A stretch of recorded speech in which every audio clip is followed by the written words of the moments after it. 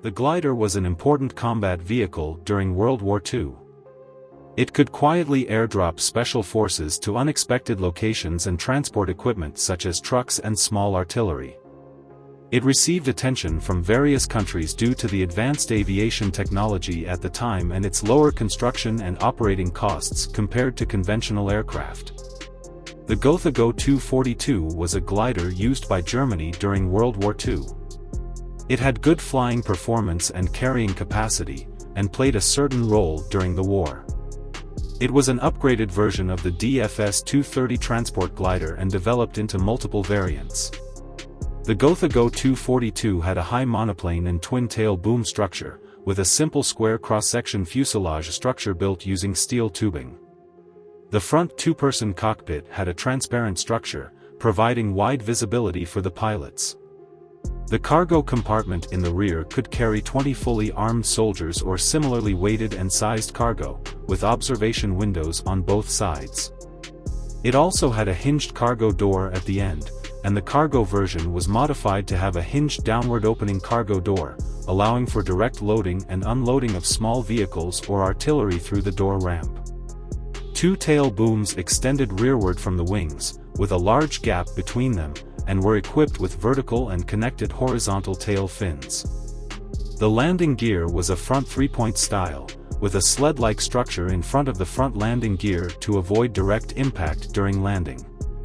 The glider had an empty weight of 3,200 kilograms and a maximum takeoff weight of 7,100 kilograms. Due to the lack of an engine, fuel tank, and other equipment, it could carry nearly 4 tons of payload, including the 2 pilots. Towing the glider was not easy, as it was usually towed by He-111s or Ju-52s, and also by Ju-87 after strengthening and modifying the fuselage structure. The Germans tested various rocket boosters for the Gotha Go 242 to test its overload takeoff performance, such as the Rheinmetallborsig 109-502 rocket with a thrust of 470 N, and a liquid fuel rocket engine installed in a jettisonable pod mounted under the wings. They also used booster rockets during service. The Gotha Go 242 developed versions for transporting troops, cargo, and training, as well as a modified version with amphibious landing gear. It was proposed that the amphibious glider could carry assault boats with 1,200 kilograms of explosives to attack enemy ships. The Go 244 was another interesting improved model, with a total of 133 units produced.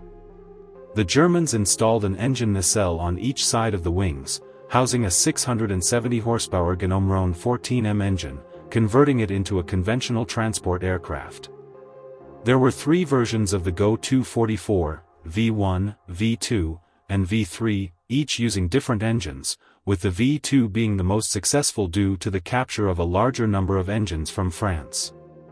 Due to the glider's original structure, the Go 244 could cruise at a speed of 274 km per hour, with a maximum range of only 410 km and a maximum flying altitude of approximately 8,350 meters.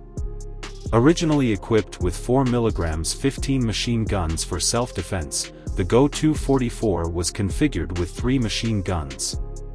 The total production of the Gotha Go 242 was only 1,528 units, including modified Go 244. It did not participate in many significant operations, as it made its first flight in 1941, after which the German military reduced its special operations, leading to difficult trench warfare in various theaters of war.